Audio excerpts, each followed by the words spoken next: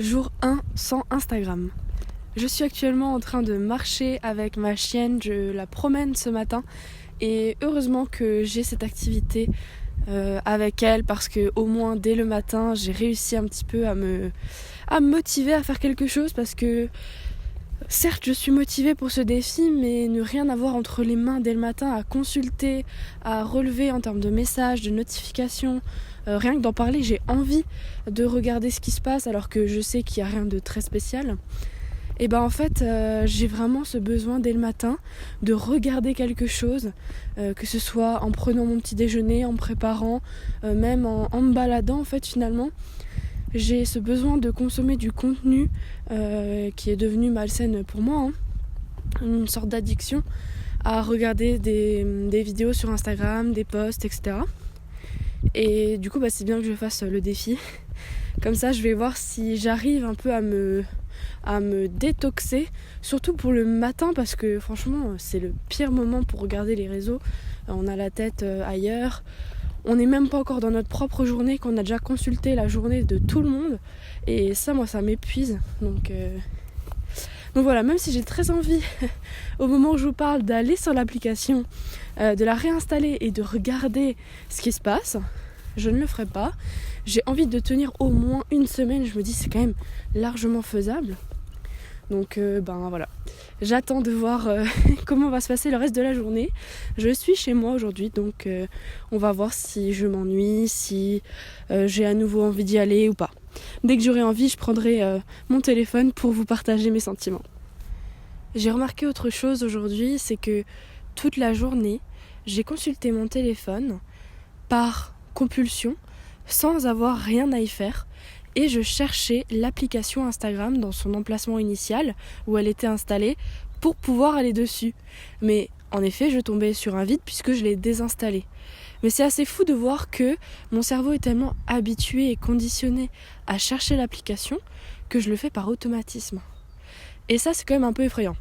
Dans l'après-midi, j'ai eu un pic d'ennui et j'avais vraiment envie d'abandonner le défi dès aujourd'hui. Mais je me suis dit que c'est pas pour ça qu'on fait un défi, c'est pas pour l'abandonner au premier jour. Donc j'ai repris ma guitare, chose que j'avais pas faite depuis des lustres, parce que tout simplement j'avais plus le temps ou je prenais plus le temps d'en jouer.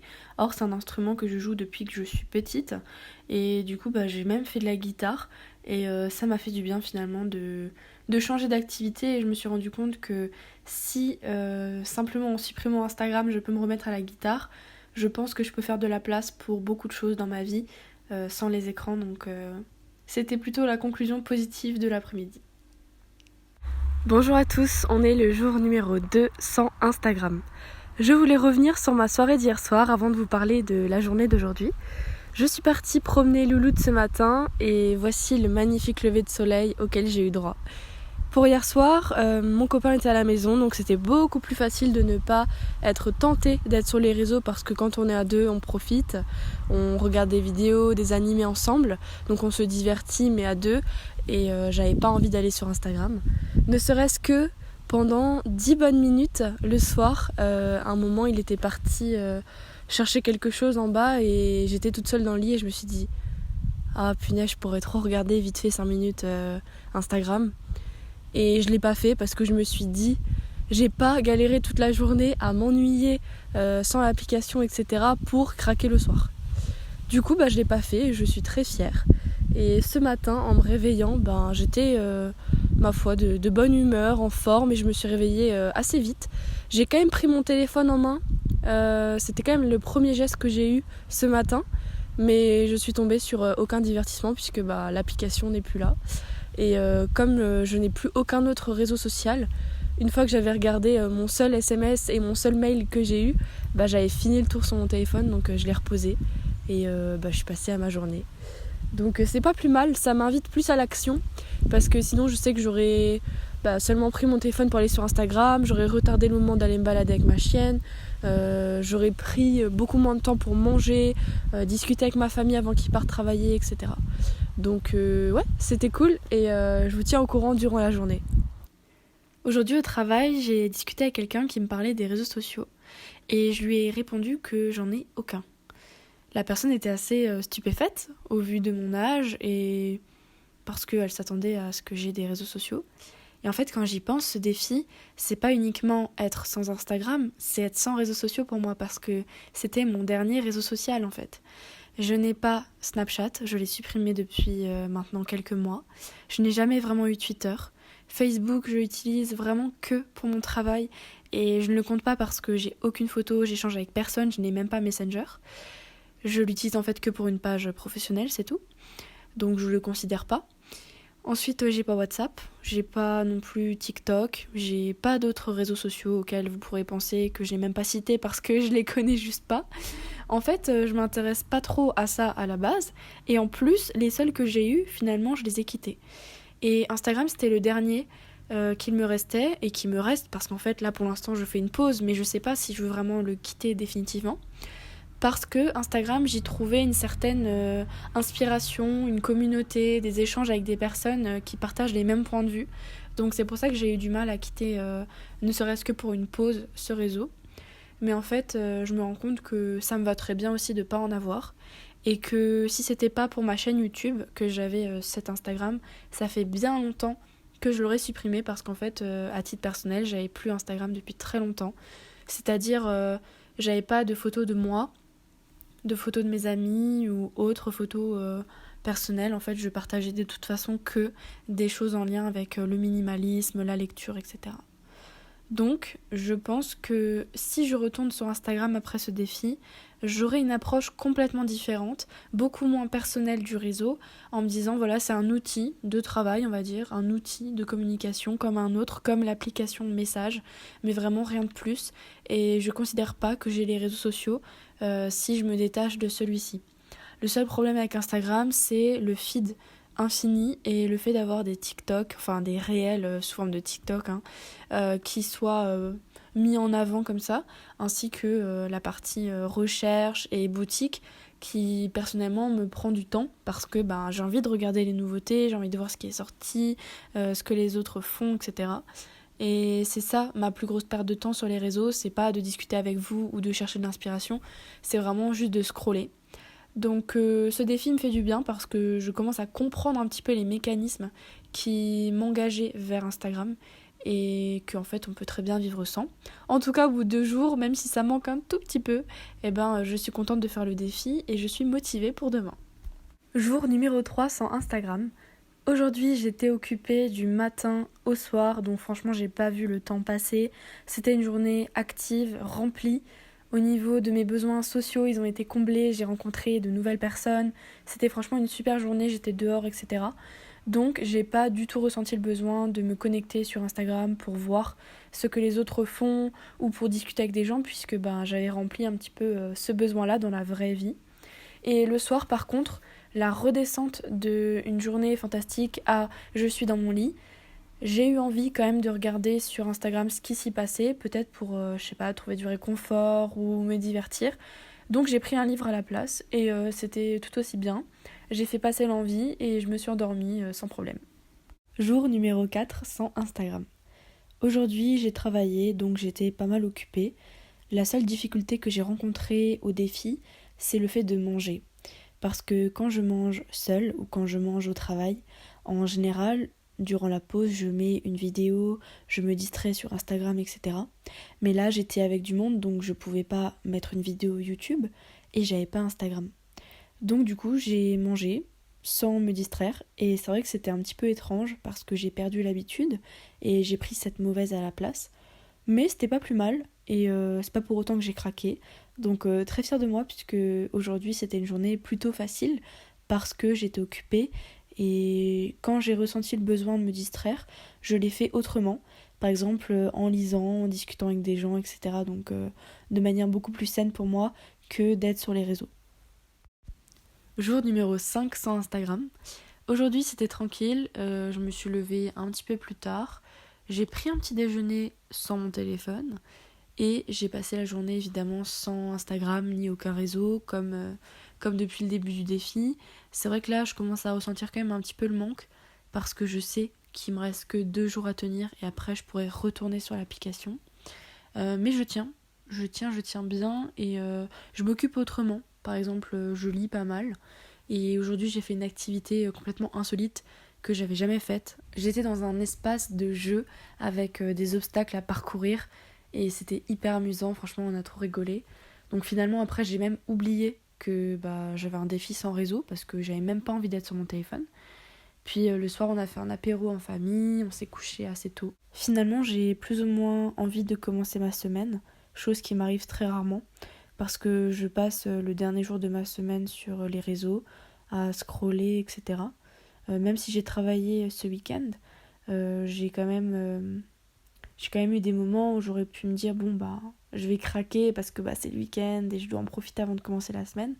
Je sais pas comment expliquer, mais j'ai toujours ce besoin le dimanche soir, par exemple, de vraiment abuser un peu des vidéos, réseaux sociaux, séries, pour pas penser au lendemain, qui est lundi, donc le début de semaine, et la semaine de travail qui m'attend. Donc ouais, c'est un petit peu... Bon, après, je suis sujette à des crises d'angoisse, à de l'anxiété de manière générale, donc peut-être que ça s'applique pas à tout le monde, mais moi, c'est vraiment un phénomène de fuite par rapport à ça.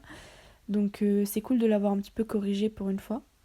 Et puis même sans passer par les réseaux, j'ai pu me changer les idées. J'ai pris un livre, j'ai pris le temps de me poser, de regarder ma petite série avant d'aller dormir. Et puis voilà, en route pour lundi, plus que 2 jours. Jour numéro 6 sans Instagram. Aujourd'hui, j'avais un rendez-vous médical ce matin. Ensuite, je suis allée travailler. J'avais beaucoup de travail. Du coup, j'ai vraiment pas eu le temps d'être sur mon téléphone. Et c'est pas plus mal. J'ai pas du tout eu l'envie d'être sur Instagram parce que c'était une journée bien remplie. Là, je viens de rentrer, on est le soir quand j'enregistre le podcast. Et même si ma soirée n'est pas terminée, je sais déjà que je vais réussir le défi parce que quand je suis de bonne humeur et que je suis occupée, j'ai aucune raison d'aller sur les réseaux. On arrive à la fin du défi aujourd'hui. Je suis le matin du dernier jour et j'ai constaté que je me suis levée sans aucune difficulté. Bon, je suis quelqu'un qui est assez matinal de règle générale et qui se lève plutôt rapidement, mais la première chose que je fais, c'est d'être sur mon téléphone. Or, puisque je n'ai vraiment plus rien à y faire, si ce n'est consulter 2-3 SMS de la nuit passée, et encore, pas toujours, et du coup, en fait, j'ai vraiment rien à faire dessus. Je vais pas commencer à regarder des vidéos dès le matin, je vais pas me lancer sur mon application bancaire, Google Maps ou Duolingo dès le matin, donc vraiment, j'ai aucune application qui pourrait me divertir dès le réveil et en fait, j'en ai plus envie. Après, voilà, c'est parce que j'ai plus aussi la possibilité de l'avoir coupé, c'est bien, parce que c'était devenu un réflexe. Je me lève, je vais sur Instagram, je regarde pendant 10, 15, 20 minutes et seulement après, je commence ma journée. Donc là, je l'ai pas fait et j'ai même pris un petit déjeuner, encore une fois, chose que je fais presque jamais parce que je perds ce temps-là à scroller les réseaux. Et donc là, j'ai eu le temps de prendre un café, de me réveiller tranquillement, me préparer avant d'aller travailler. Ma journée va passer vite puisque j'ai beaucoup de travail et ensuite je vais rentrer chez moi et ce soir, j'aurai le droit à nouveau d'aller sur Instagram. Je vous filmerai du coup le moment où je reviens sur Instagram et on fera le bilan ensemble. Pour clôturer ce défi d'une semaine, je voulais faire un petit bilan avec vous parce que c'est le plus intéressant, prendre du recul sur sa consommation de réseaux sociaux et de contenu pour voir ensuite comment on agit vis-à-vis de ça. Donc pour commencer, quand je suis retournée sur Instagram, j'ai vu plein de notifications, mais ça m'a pas fait le même effet que d'habitude. J'étais pas forcément particulièrement heureuse, ça n'a rien changé à mon état d'esprit. J'étais pas surprise non plus parce que je savais que j'avais loupé des choses. Et en fait, en regardant de plus près, j'ai rien loupé de spécial. Quelques abonnements, quelques commentaires, likes, etc. Mais franchement, rien d'alarmant qui nécessitait ma venue dans l'instant. Ça pouvait largement attendre. Et puis, la plupart des actions, en fait, j'ai rien à y faire. Si ce n'est d'en prendre connaissance, par exemple. Vous avez aimé ma photo Instagram. Certes, je reçois une notification, mais je vais pas en faire autre chose, si ce n'est peut-être consulter votre profil, etc. Donc finalement, j'ai rien loupé, honnêtement. Et ensuite, en termes de contenu, donc j'ai pu poster à nouveau une petite story et un post. Et du coup, ce que j'ai fait, c'est que j'ai posté tout ça et je ne suis pas revenue sur l'application tout de suite. J'ai laissé ça au lendemain matin pour encore me tester un tout petit peu pour voir est-ce que je peux résister à l'envie de regarder qui a vu la story, qui a commenté, est-ce que j'ai eu des j'aime, etc. Et j'ai réussi. Donc je pense que ce défi, cette petite coupure, vraiment micro-coupure, m'a quand même pas mal apporté parce que j'étais vraiment entrée dans une spirale d'addiction à Instagram. En fait, j'avais connaissance de mon addiction à Instagram, j'étais vraiment dans un cercle néfaste, mais par contre, j'avais du mal à m'en sortir parce que je me disais, voilà, je sais que c'est pas bien, mais en même temps, j'aime bien y aller, je suis confortable, c'est ma routine, etc. Donc, en prenant l'action juste de supprimer l'application, sachant qu'elle peut se réinstaller, que j'ai pas supprimé mon compte, etc., de savoir que c'est accessible, mais pas aujourd'hui, ça m'a fait du bien. Et cette petite pause-là, vous pouvez la faire pour une journée, quelques heures. Juste, vous pouvez aussi mettre des limites de temps d'écran qui vous bloquent l'application sans même la supprimer et sans même toucher à votre compte. Du coup, ça c'est encore mieux. Enfin, c'est pas mal pour commencer, on va dire. Et ça vous permet de vous réguler un petit peu. Parce qu'on va être honnête, personnellement, Instagram, c'est vraiment qu'une page professionnelle, en lien avec le minimalisme, lifestyle, etc. C'est pas une page personnelle, j'ai pas d'amis vraiment à qui je parle sur Instagram. Mes amis, je leur parle en SMS. J'ai aucun autre réseau, à part celui-ci, pour ma chaîne YouTube. Donc vraiment, à part YouTube et Instagram, j'ai rien. Honnêtement, j'ai pas Snapchat, j'ai pas Twitter, pas WhatsApp, pas Facebook, rien. Parce que ça m'est pas utile et que du coup ma famille, mes amis sont déjà habitués. Mais ça a été un long travail, ça on pourrait en parler dans une autre vidéo si ça vous intéresse, ou justement sur Instagram même, pour voir comment on peut se détacher un petit peu de ça. Donc pour le moment, j'ai pas désactivé mon compte parce que je trouve que ça génère du trafic sur les vidéos. J'aime beaucoup échanger avec vous. J'ai 2-3 personnes avec qui je parle régulièrement, que je ne connais pas dans la vraie vie, mais qui sont vraiment sympathiques. Et si vous passez par là, ben merci beaucoup. Et je voulais vous dire que voilà, si vous voulez discuter de ce mode de vie, de comment faire, d'astuces, conseils, faut pas hésiter à me contacter du coup sur cette plateforme. Et si, dans l'avenir, je ne suis plus sur Instagram quand vous regardez cette vidéo, j'aurai toujours mon mail. Donc c'est julialatulipe.pro@gmail.com. Il est dans la barre d'infos. Si vous voulez m'écrire un petit mail, c'est avec plaisir aussi. Du coup, je voulais juste dire que ce défi m'a apporté plus de sérénité, m'a enlevé une certaine charge mentale par rapport au fait de devoir consulter tous les contenus en même temps, ne rien rater, la peur de manquer, qu'on appelle la FOMO, Fear of Missing Out en anglais. J'avais également une addiction dès le matin à aller sur mon téléphone, et donc je m'empêchais de prendre ce temps-là pour déjeuner, me réveiller sans écran. Donc ça, c'est chose faite. Et puis aussi, je pense que ce défi m'a aussi ouvert les yeux sur ma consommation, le fait que, évidemment, il y a sûrement des gens beaucoup plus accros que moi, il y a des gens qui le sont 10 fois moins, et il faut que je trouve mon juste milieu, qui est d'y aller pour poster du contenu, rester du côté du créateur de contenu et ne pas trop vaciller du côté utilisateur, consommateur passif, parce que c'est ça qui me génère de la comparaison, de la frustration de ne pas tout pouvoir regarder, parfois aussi de la tristesse selon les posts. Il y a des images parfois qui sont choquantes, que j'ai pas envie de voir dès le matin non plus, parce que je m'intéresse beaucoup à la cause animale, etc. Sauf que, alors c'est très bien pour sensibiliser, mais quand je vais sur Instagram dès le matin et que je suis confrontée à des horreurs, des reportages, etc., qui sont pas forcément agréables à regarder, je me replonge directement dans quelque chose de très négatif, alors que ma journée, elle, avait bien commencé et n'était pas du tout axée sur ça. Même pareil pour des choses positives. Je vais voir une pub pour un sac à main, pour, je sais pas, des chaussures, quelque chose qui me fait envie, admettons. Mais en fait, je vais me déclencher des pulsions d'achat, des désirs, des envies dès le matin ou dans ma journée, alors que il y en avait pas lieu d'être. Et en fait, finalement, c'est ça qui me crée beaucoup de désirs et de comparaison aussi. Donc, je sais pas, j'ai encore un peu de chemin à faire sur Instagram, je pense, pour ma chaîne YouTube, pour partager des messages. Je sais que ça passe bien en ligne, que les gens repartagent, etc.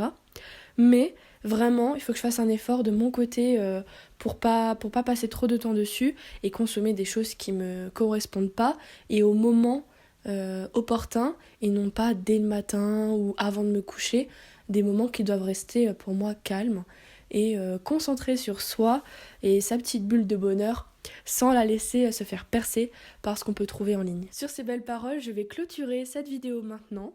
J'espère qu'elle vous aura plu. Si c'est le cas, n'hésitez pas à liker, à commenter la vidéo, à vous abonner parce que vraiment c'est ce qui fait que la chaîne peut grandir. Les partages, les likes, les j'aime, C'est une petite action de votre côté, mais qui personnellement me fait énormément plaisir et me donne envie de continuer à produire du contenu toujours un petit peu meilleur, je l'espère. Merci de vous abonner et puis dites-moi en commentaire si vous avez déjà fait une détox, est-ce que vous avez les réseaux sociaux, si oui lesquels, pourquoi vous n'arrivez pas à les quitter, etc. Merci beaucoup pour votre écoute, passez une belle journée ou une belle soirée et à bientôt. Au revoir.